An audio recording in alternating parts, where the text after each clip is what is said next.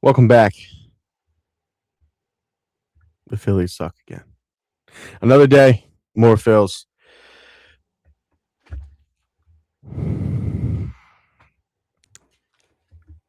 Unfortunately. It's Pinstripehype, a Phillies podcast. I'm your host. My name is Chris. As always, co-host Nate, who is currently on vacation like a piece of shit. Nate. Who held the pod down? No, I'm just. I would have got his banned after the last couple series, and I might get his banned because of this. The gum on the bottom of my shoe is absolutely cooking us right now. Phillies dropped 2 out of 3 against the New York Mets. Just an absolutely beautiful, beautiful series by the boys. When you have the Dodgers and Yankees coming up back to back, I mean, you just can't script it any better. This is just a perfect start to after the All-Star break. You lose to the worst team in the division, and then you have probably the favorite out of the AL and the favorite out of the NL coming up next. Back to back. Nate, you just gotta love it, don't you? You gotta love it. So they ruined my vacation already. Jordan Walker ruined mine. Yeah. So did Conor McGregor. We don't have time to talk about that today, but we will talk about that. Jordan Walker is forever a part of CBP history now. Anyway, that being said, quick recap. Aaron Nola looked good. Stayed down in the zone until Don Mattingly left him in too long. Zeus continues to roll. I think his ERA from it was a 4.85 exactly 1 month ago today, and now it is a 3.43. So Zeus keeps rolling. This offense is what it is, and terrible. Kyle Schwarber, if that fan didn't drop the ball or not catch the ball, he has 34 home runs. Yeah. By the way, I just quick PSA: if you bring a baseball glove to a baseball game and you sit in the outfield, catch the fucking baseball. You said it for me. Thank you. Yeah, I mean, just absolutely brutal. Just a terrible series. Game 1. I mean, Nate already said it. I mean, Don Mattingly left Nola in too long for no reason. He gives you 6 innings. You take that every single time. I don't know why you're trying to stretch him to a 7th. Zeus, we win the Zeus game. Should have won the Nola game after the performance he put up, but this offense and Don Mattingly had a terrible series. And then the team ran into Nolan McLean when we had Alan Ringhell on the bump. McLean struck out double digits, and Ringhall got absolutely shelled today. Is what it is. Drop 2 out of the 3 to the shitty ass Mets. We'll see him again. But hey man, what are you gonna do? I guess series MVP. I don't even know where I start. I almost want to say Nola, but like just because he seems to start that he's getting it back a little bit. But I think we'll say Trey Turner, man. He's been hitting the ball well. He still sucks on defense, but he's been hitting the ball well lately. He's had a pretty good series. I know he had a double today. He had 3 hits yesterday. I mean, his defense is terrible, but hey, this guy's still blue. At least he's starting to hit the ball. So I'm just going to go. I guess my MVP in a horrible series is going to be Trey Turner. Did have a double today too, so batting average is up to a 242. Stole a base yesterday, I believe too. I was going to come in here and say either Trey Turner or Jesus Luzardo, because Jesus Luzardo was the bridge in between getting swept. Mm-hmm. So he did keep it. He kept it. He kept it. If they came in here after the All-Star break and swept the Phillies, this would be a total disaster and meltdown. It's still bad because they lost the series, but I would give it to Zeus. He has continued to improve, as I said, and I think he has solidified himself as the number 3 starter on this team again. 100%. Liam, I know you're listening. Fuck you and the Mets. I hate you and your shitty team. Fuck you. Biggest concern, I mean, Don Mattingly, brother, what is going on? He is just been bad as of late. Nate, he's been rough. The fact that you even think to leave Nola in for another inning. One thing, and we were texting about it, Rob Thompson would never have even thought about that. Probably would have pulled him after the 5th when he was starting to get into trouble. Leaving him in to go into the 7th in 2026, Don Mattingly, you, my biggest concern, you started great. It's pretty questionable lately. Pretty questionable. So you're my biggest concern. My biggest adjustment, it might be time to give Brandon Marsh a platoon partner again. I hate to say it. We'll get to that more in a little bit. All right. So on the Don Mattingly thing quickly, listen, Rob Thompson was a bad staff management in the playoffs. In the regular season, though, Rob Thompson was totally fine. He was good manager in the regular season. Yeah, I think you take 6 innings out of Nola. You're only down 1 run. I mean, that game could look totally different if he pulls Nola and that fan catches the ball. Like, then it's a 1-1 game in the 7th inning. Yeah. I mean, shoulda, woulda, coulda, but my biggest adjustment is probably going to be for that fan to catch that baseball. I'm still pissed about it. I saw a bunch of people arguing on X about it. Dude, the announcers were flaming him. They cared more about that than Trey Turner making an error. Yeah. I mean, they both were resulted in negative runs for the Phillies.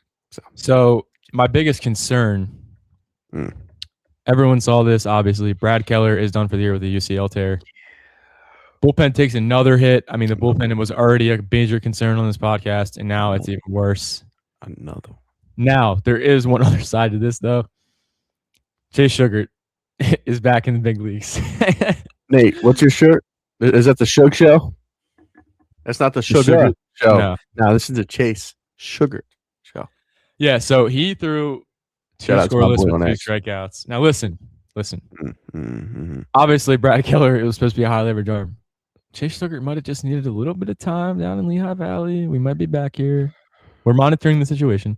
It's not back in the bio yet, but you know who the leaders of the fan club are. And as the leaders of the fan club, like Nate said, we are monitoring the situation. We will keep you guys posted.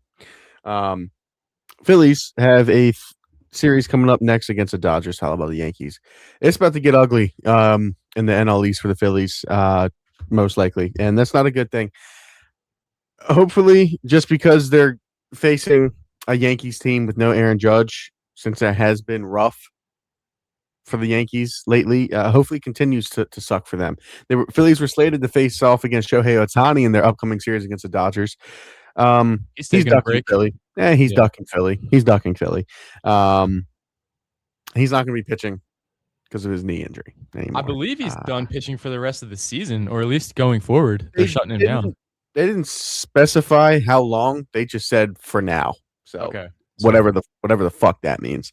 The Phillies are going to lose another series coming up against the Dodgers. It's just not going to happen.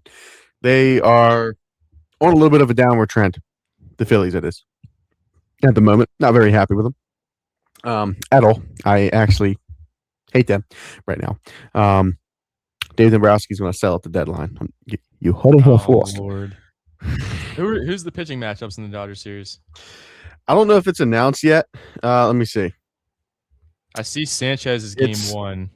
Sheehan versus Sanchez. You'd hope to win that one. Yeah, the next 2 aren't announced so far. And then, it was supposed to be Shohei, but that's going to change versus Wheels. And then Nola versus, they don't have it announced. So hopefully you can win the first 2 because now it's no longer Shohei. I don't think Snell's back yet, and Glass now isn't ready, I think, until August. So I don't know who they're going to put in place for Shohei Ohtani. It's probably going to be a lefty who goes 6 innings and strikes out 9 and gives up 2 hits. It just sounds about right. Someone to plug and play versus the Phillies. That's what I would do. This is you lose 2 out of 3. Unfortunately, you should win 2 out of 3 because you have Wheels and Sanchez. They're going to lose one of those games, and then Aaron Nola he's had a good run. But here comes the 2 2/3 6-earned run game coming up.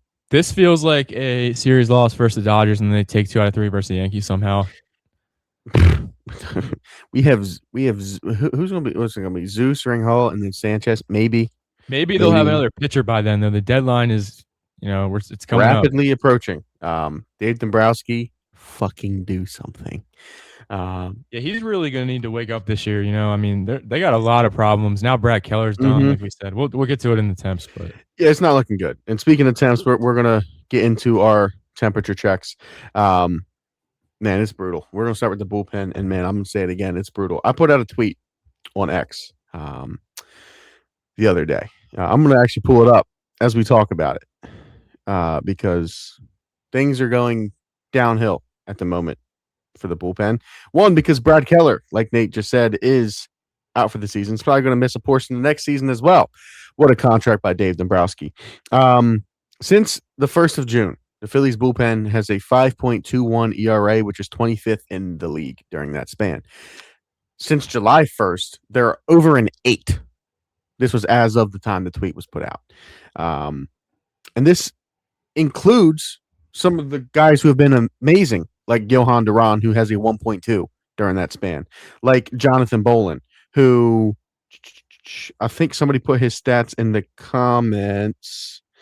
Kerkering, I think, has a scoreless July too. He does, yeah. So since June 1st, somebody put, I did not fact check this, but if it's true, they say Duran, Bolin, and Kerkering and Tim Meza have a 1.86 in those 58 innings. And the team bullpen still has a 5.21 ERA.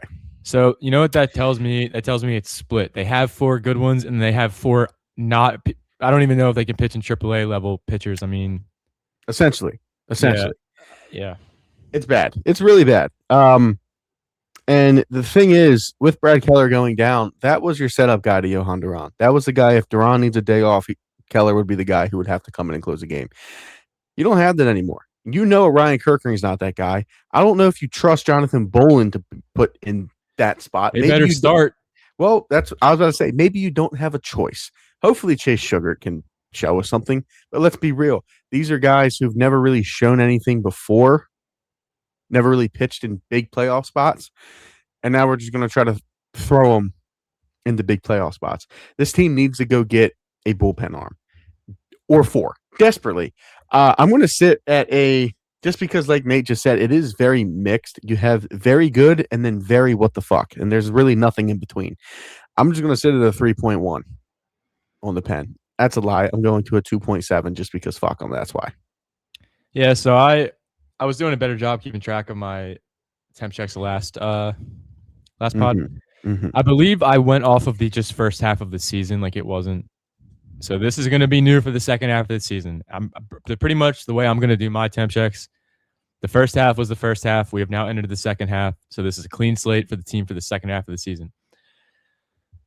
Yeah, so Brad Keller was a good signing in the offseason by David Dombrowski. He was supposed to be he could even close games if need be. Ryan Kerkering just mentally can't handle a setup role, and Jose Alvarado just doesn't have the ability to shut a game down anymore. So that being said, I think they need to add 2 bullpen pieces at the deadline. We'll get to the trade target at the end. I have a couple Mets we might want to look at.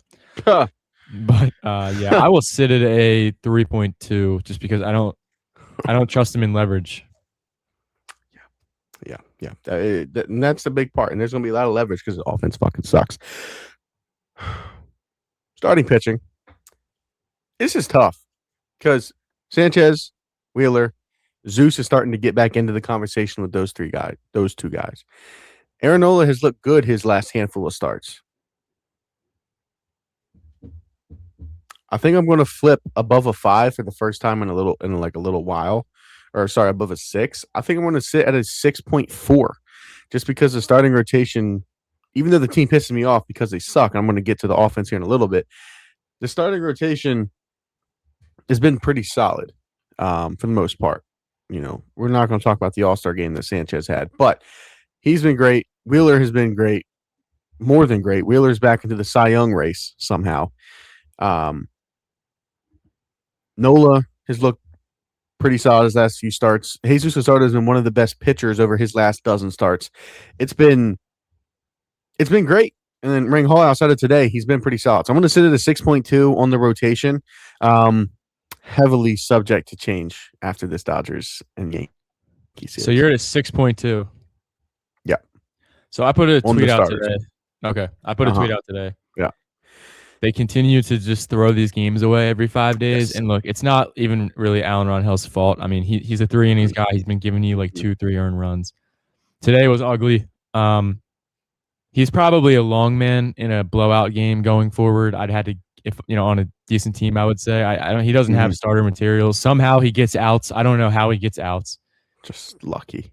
But I mean, even the days that he starts, I'm looking. They've scored 18 runs in like 8 or 9 of his games he started this year, or it's something bad like that. So I almost feel like they don't care to play baseball when he starts. No support. Like you said, Wheeler and Sanchez and Luzardo are always going to be there. That's fine. Nola is here. We talked about it. This every 5th day thing, though. I mean, you got like I said, I think you need 2 bullpen arms. I think you need a starter. Yep. I don't think you need a top end of the rotation guy, but you need a back end guy who every now and then can give you 5 or 6 innings of 2-run baseball. I mean, the bullpen, because like you said, Aaron Nola's been doing better lately, but that's not going to sustain itself. I mean, it's just not going to keep up. You're going to get these stretches where he's going to do this, and then it's going to go right back to what it is. Well, he faces the Dodgers, so it's coming. Yeah, exactly. So I would say, man, the big 3 will keep him above a 6.5 for me. And the way Aaron Nola looks right now, just ride the momentum. But I'm hoping Don leaving him in that game doesn't mess anything up, because that can fuck that up big time. I mean, he trying to get the confidence, and then it didn't work. Yeah, I mean, dude, Aaron Nola, the way he pitches, has to stay lower in the zone, and he stayed low in the zone up until he left a fastball up to Brett Beatty, and that was crushed. And I forget who he gave the other home run up to. Was it Lindor? No, it was Francisco Alvarez. He hit 2. Alvarez, yeah, sorry. Yeah, I mean, both of those pitches were just up in the zone. He's got to use the fastball low and in, because if he goes up with that, it's gone. So I will sit at a 6.8, because I think there's a trade coming up for a starter, and I do think it will be better. Like I said, this is a clean slate for me for the second half of the season. It could be a 2 next pod. And it very well might be. They do play the Dodgers, so.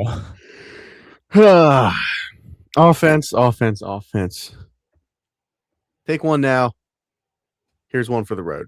That's how I feel about the offense. Fuck the offense. This team needs so much help. It's not even funny. They need more than one bat. They need multiple bullpen arms now. Thank you, Brad Keller. They need another starter. They need a lot, Nate. They do. This team is not a contending team where they stand. Record-wise would disagree with me, but this team is just not built for October at the moment. They don't have the bullpen that can help keep you in games or help you keep tight leads. They just don't have that, and you don't trust most of those guys in these high leverage spots. You don't have a pitcher outside of your top 3 that you really trust, even though Nola's looked good. When he faces good teams, usually bad things occur. And then the offense, teams are just going to stack lefties all day and night against them coming out of the pen. When they face good pitching, they could be right-handed, left-handed. They could throw with their foot. It doesn't matter. The Phillies aren't really going to hit off of them. And then once you pull out your good pitcher, you just throw lefties. It doesn't matter if you just brought them up from single A or low A, high A. It doesn't matter. They're going to have a scoreless inning against the Phillies. This team needs so much help, and a lot of it is thanks to this offense being poor, thanks to Dave Dombrowski. I'm going to sit at a 1.9 because they are just ass. They just suck. I can't get myself above a 2. I don't trust them. Yes, Trey Turner's getting a little hot right now. Fantastic. Bryce Harper's Bryce Harper. Kyle Schwarber's Kyle Schwarber. Brandon Marsh is cooling off, which we all knew it was coming, but it's here. So we're back. Bad, though. It's really bad. We're back to not having a cleanup hitter. Alec Boehm still sucks. JT Realmuto is still, essentially our everyday catcher. Bryson Stott still isn't really doing much of anything. Derek Hill's insanity run is over. Gabriel Rincones is not very good. Justin Crawford is a rookie. It is not going well right now at the offense. and it's starting to show, as you're seeing with the Mets. Granted, you faced Nolan McLean today. I understand it.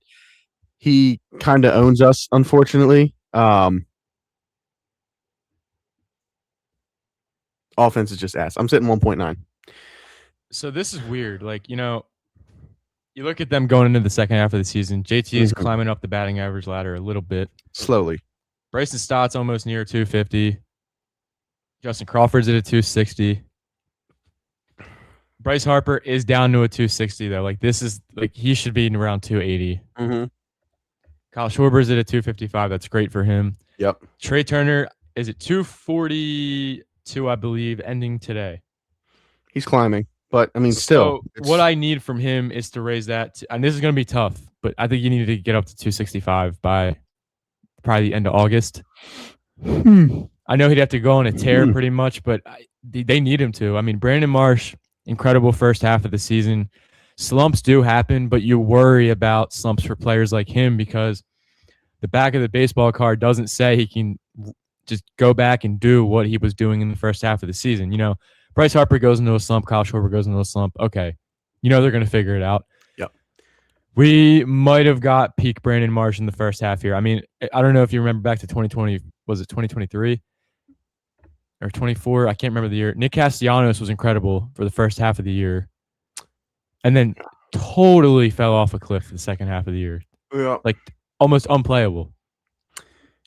Yeah. So, once they hit the slump or once pitchers start to figure it out again, they're like, all right, you can't hit this. Essentially what's happening to Brandon Marsh right now. Yeah, I mean, I'm looking right now. Since July 1st, his batting average has dropped from a 319 to a 285. He went over awful. Sorry, 292. But that's still a big drop. He went 0 for 4 against Sean Manaea and Kodai Senga with 3 strikeouts. I mean, and today, even today, he doesn't have a hit. I saw an at bat earlier from him. He looked terrible in it. Yep. I hope the game is terrible in the All-Star game. Struck out twice. Yeah, I'm hoping the mental aspect of it. He seems like he's a good energy guy, so I don't think if he plays bad, he's affected by it too much. But they need him to keep going, man. I will sit at a 4.1 on the offense right now. Whoa! Going into the second half. Whoa. That is generous. You're more of a critic than I am. I am. But wow. Last thing on the offense too. Alec Boehm is basically a useless baseball player for you. He hit a home run today. Today? Oh yeah, he did. Yeah, he just did. So watch your mouth. Yeah. Well, sorry. You got this in the earpiece. The LeBron gif of him. Yeah, I mean, look, listen, dude. If he's a black hole in the middle lineup, he's still hitting. He's hitting under 220. We're at mid-July. He only has 11 home runs. We know he's not a home run guy. But the thing that gets me is he's just the ball is on the ground so much lately. Yep. And I think that's going to kill him. He used to be a borderline 300 hitter. He used to just be our get on base guy. Doubles. I'm not going to lie. If they can find a way to move him at the deadline and open up another spot, and maybe you put Sosa there. I mean, I wouldn't hate it. I wouldn't hate it. I wouldn't hate it. I don't think Alec Boehm provides you anything that Amundo Sosa doesn't. Maybe he puts bat to ball a little bit more, but if it's into a double play. I mean, yeah, at least Sosa can beat out a double play. Right. Alec Boehm doesn't do that. He just spikes his helmet. Or at least, maybe you don't have to trade him, but maybe you just play Sosa more. Or maybe you do trade him. I don't know. See what you can get for him, if anything. Because this farm is so bad. Just see if you can get something somewhere. I don't know. It's terrible. I mean, and just to keep us rolling, I'm going to go on to the manager, Don Mattingly, brother. We talked about it a little bit, leaving Nola in long. I mean, just the consistent use of Seth Johnson for more than one inning just blows my mind. He has shown he is a really good one inning pitcher, and Don Mattingly has a fetish an addiction of putting this man back in for a second inning every single time. That was the most obvious. He was giving up a run. It was so obvious. Every single time. It's I don't have the facts in front of me, but I'm almost certain every time he comes in for a second inning, something bad happens. And that's Don Mattingly's fault. And with the analytics in today's game, you should see that and be like, all right, well, let me help my guy keep his confidence. I can see I have a 1 inning relief pitcher in this guy. Let me only use him for that and save him for that. He throws damn near 100 miles an hour. Just let him pump heat. Use him as a bullpen arm. Just do that, and he'll be up here. He'll be a relief pitcher for us. But when you keep putting him in for second inning, third innings, that's why where his ERA gets inflated and he starts to get hit bad. Don Mattingly, you're on the shit list at the moment. I know Nate has some things he wants to say about you too. I'm going to sit. I've been around a 7 to an 8 the majority of your tenure here. I'm going to go down to a 5.8 because it's been getting bad and there's not really been a lot of good. Yeah, so I'm looking at it right now. 2 out of the 3 wraparounds that Seth Johnson has pitched where he goes to, he comes in for a second inning. He's given up runs in 2 out of 3 of them. But the thing with Seth Johnson is like him even putting him back out there in the first place is just insane. If you can get through 1 clean inning of him, that's butter. Because I'm looking at his numbers right now. The strikeout numbers are good. Dude, I'm looking at his recent outings. 1 walk, 1 walk, 2 walks, 2 walks, 1 walk. Like this was his problem in the minor leagues too. No control. So, you know, I agree with you on that front. And I don't even really like Sugar went 2 innings. It was a 6-1 game. You know, it's whatever. When you're in a close game, I don't need to see Seth Johnson twice. I just don't need to see it. So, and then another thing, I did want to touch on the Aaron Nola situation in game 1. Mm-hmm. You have to know 6 innings out of Aaron Nola is like 9 innings from Zach Wheeler. Like it. Put your finger on the button and get him out of the game. Like I said, that game probably is 1-1. Who knows? They might still lose, but at least they're in a competitive game. The second Aaron Nola gave those 2 home runs up, you knew the game was over with. You just knew it. So, Don, I was on the positive side for majority of since they brought him on. Mm-hmm. Then I was sort of flailing a little bit towards the All-Star break. Mm-hmm. I'm going to sit at like a 4.8 on Don. I don't know if I trust him to make decisions in like I talked about Rob Thompson he was not great in the playoffs. He was not. But he was good in the regular season. I know Don's working with what he has, but I don't really like a lot of the decision making he's got going on right now. And I'm sure Caleb Cotham is in his ear with some of this stuff because he knows him better than Don does. I mean, he's been around here.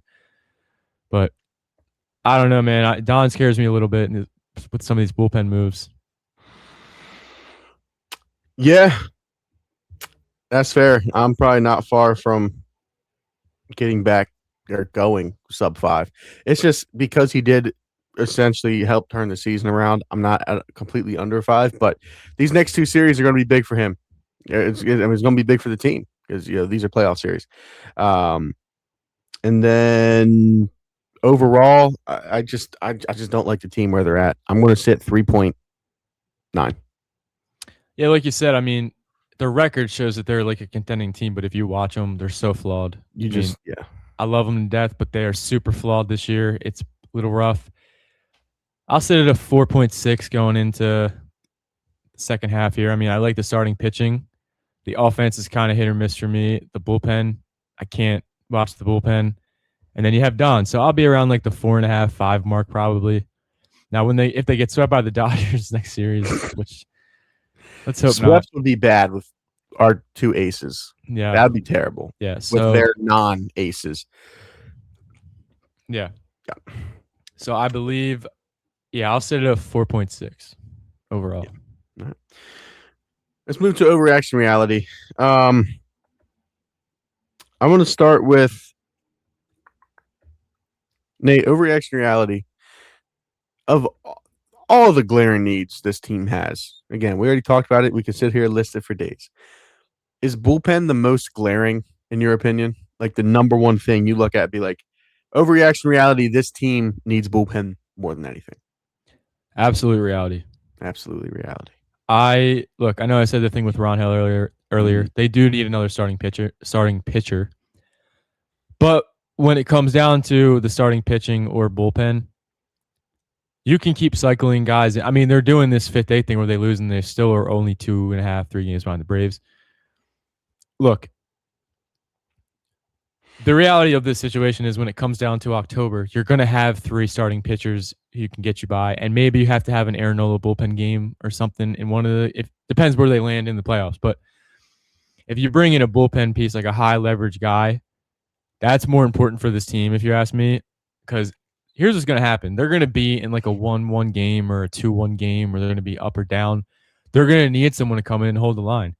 And right now, there's only maybe 1 or 2 guys in this bullpen that can hold the line because Johan Duran's going to have to be your closer. Mm-hmm. I'm going to say it's reality for the bullpen. This team, and I don't even think they only need 1. I think they need 2. Might need 3. It might need 5. Who knows? It's bad. I'm going to agree with you. I'm saying reality. Similar reasons. People who say we need another starter, 100%, we do. But it's not more important than a bullpen piece. A 4th starter in the playoff is not that important than a guy that you might throw out just about every fucking game in the playoffs. Because Nate said it best. This offense, we know what they're going to give us in the playoffs. We're going to be in close games because of how great our top 3 are. And the offense will score a run here or there. You need a bullpen that can keep you in the game. You need a bullpen that if you're down by 1 or 2 runs, they keep it at 1 or 2 runs.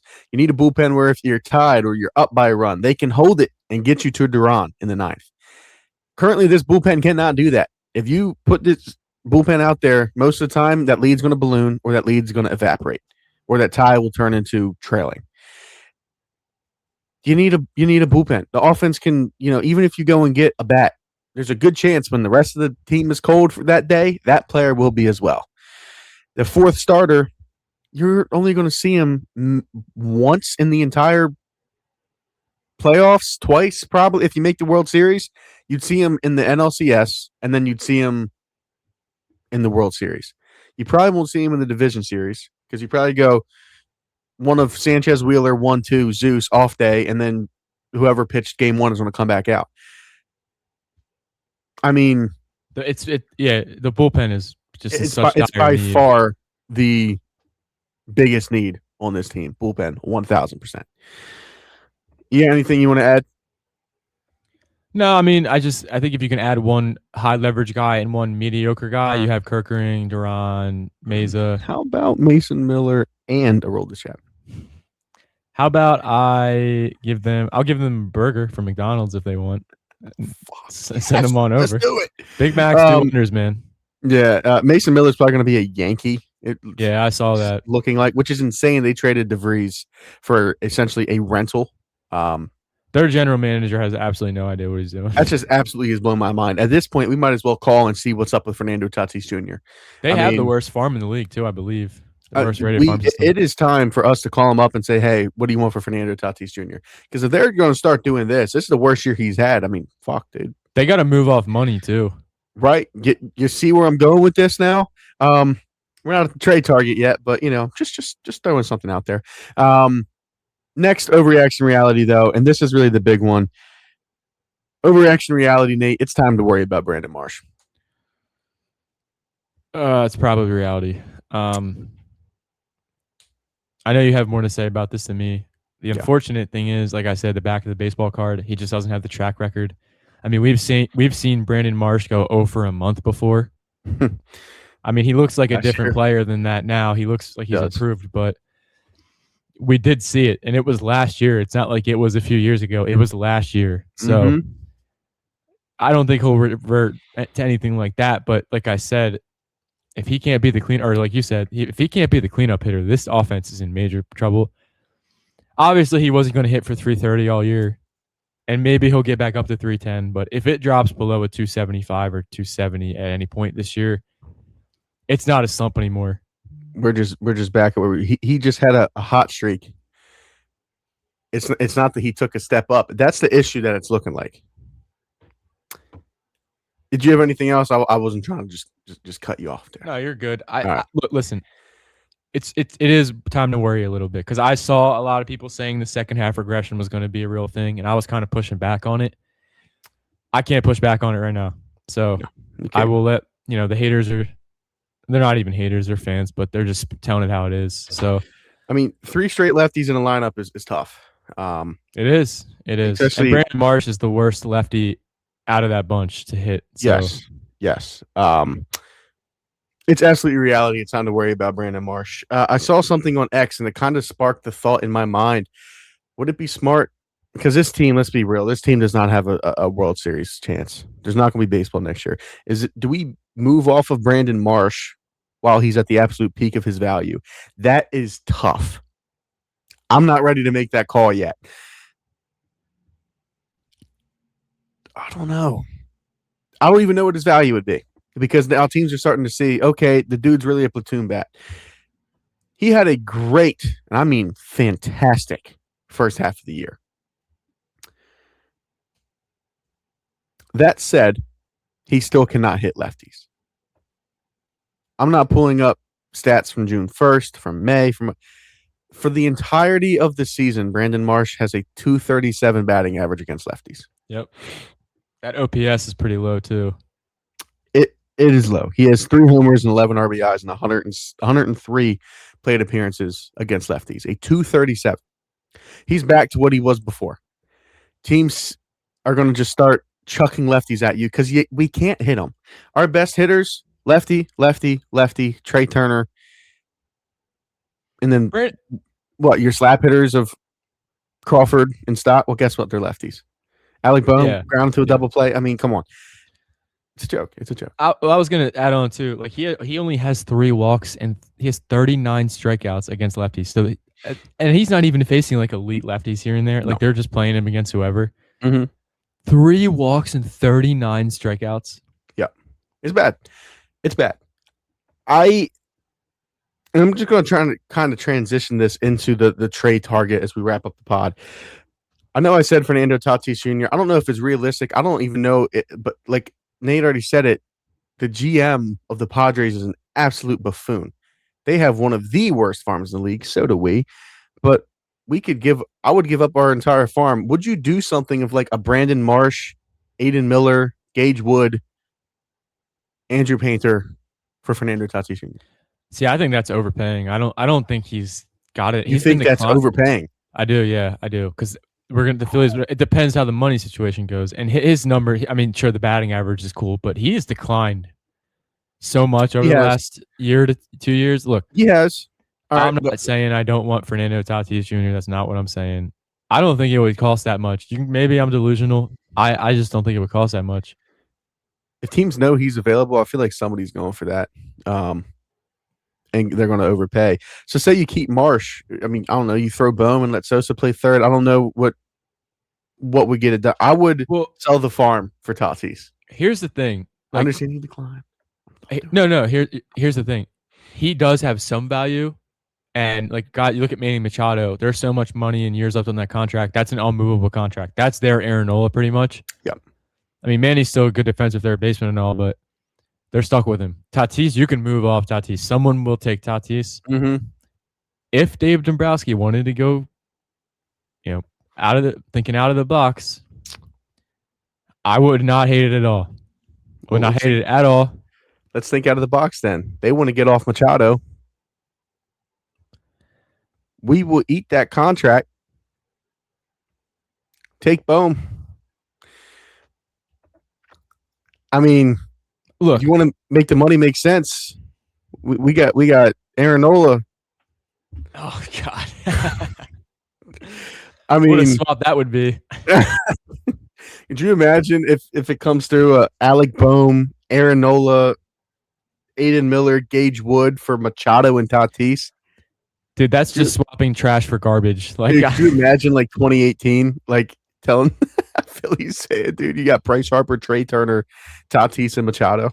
Seth Johnson is in the game right now, by the way, and he has 2 walks and a hit given up. Shocker.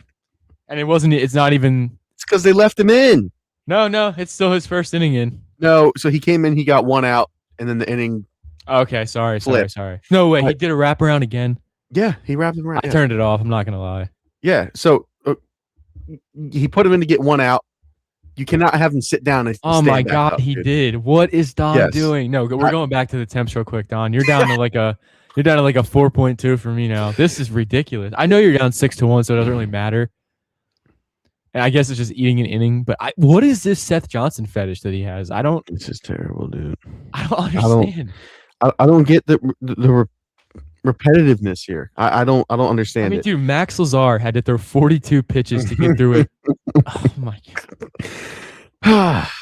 Real quick though, since we're on the trade, and then we'll end it. Did you see the Phillies are linked to, or they wanted Luke Weaver?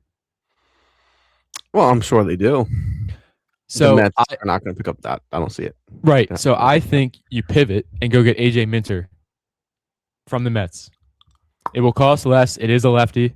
I don't think they're going to do either. I don't think they would even try to help. I saw that they're open to trading with anyone today. I guess we'll see, man. I guess we'll see. I mean, look, Stearns is in a position where they have to make the best deal for them. They can't worry about the division this year or anything. Yeah, well, they know that. Yeah, they know that. I would take one of Luke Weaver, AJ Minter, though. The problem is, like, you look at the Estevez package from 2024, it's going to cost that, maybe even better. So, George, I don't know.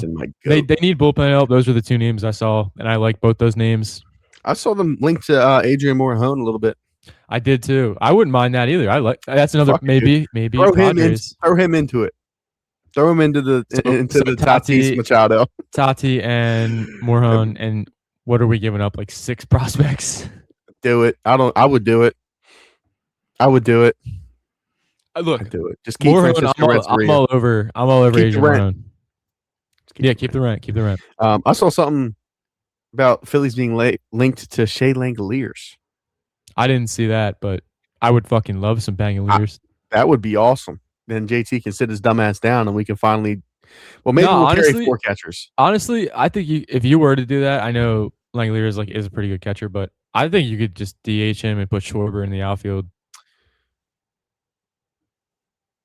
Yeah, they might. Or JT could DH. I don't think they would. Bangaliers will be crazy. I didn't see that they were linked to him. I saw it earlier today.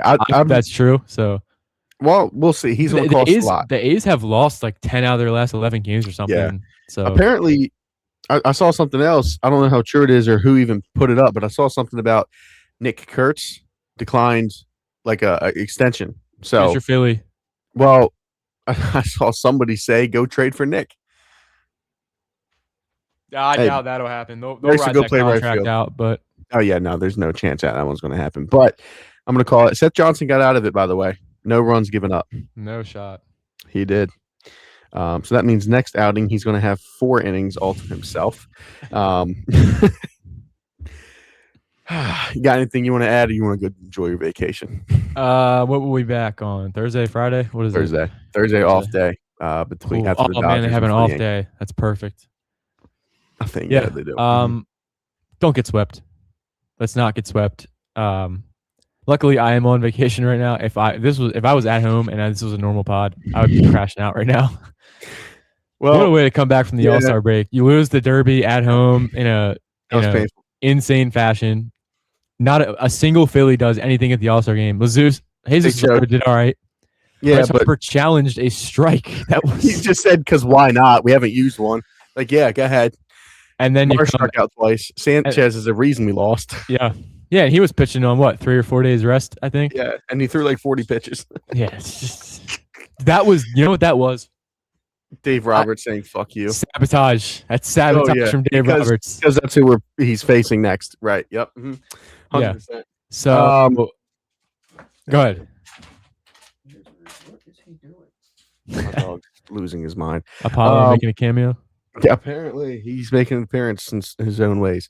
Yeah, I mean, it is what it is, man. I just got back from vacation, so I am miserable. Watched the Phillies lose a series to the Mets. I watched Jordan Walker own the entire city of Philadelphia. The Phillies be the reason we lose the All-Star game. And then we come back against the Mets like this. And now I have to go to work tomorrow. It's never easy with them. And Conor McGregor lost. I need a fucking beer. Cheers. We love them. No, we don't. We hate them.